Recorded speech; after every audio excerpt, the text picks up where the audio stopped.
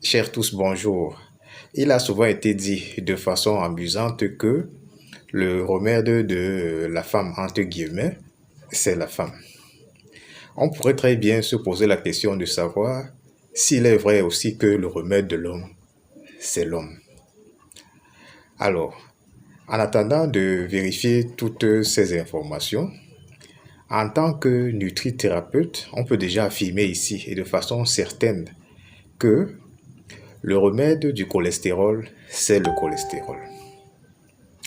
Et comment? Alors, c'est assez simple. Vous devez savoir qu'il y a un cholestérol qui est appelé cholestérol HDL et un cholestérol qui est dit cholestérol LDL. Alors, parmi ces deux, il y a le bon et le mauvais. Est-ce que vous en avez conscience? Oui. Parce que dans la réalité de l'organisme, les deux sont bons.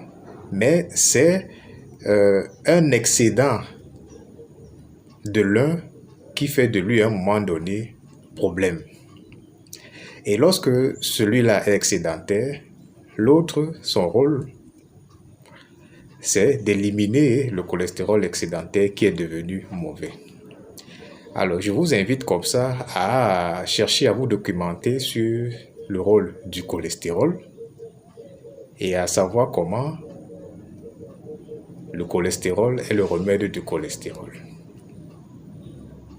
Je vous souhaite une bonne santé, surtout une santé vasculaire, parce que le cholestérol est lié à la santé vasculaire, au risque des accidents vasculaires cérébraux, communément appelés AVC par exemple, au risque de développer de l'hypertension, au risque de développer par exemple aussi la faiblesse sexuelle et bien d'autres inconforts. Vous voyez que ce cher cholestérol, très silencieux par ailleurs, est responsable de beaucoup d'inconfort.